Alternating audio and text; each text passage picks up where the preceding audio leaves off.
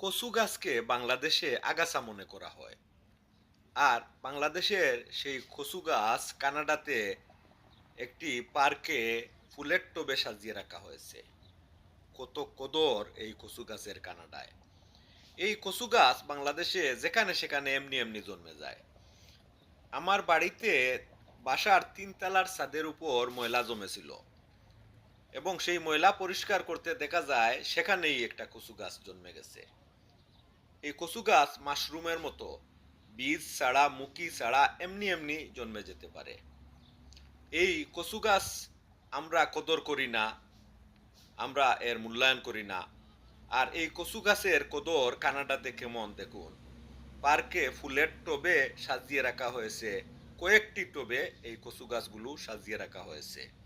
এই কচু গাছ কানাডাতে বাংলাদেশের কচু গাছ দেখা গেল।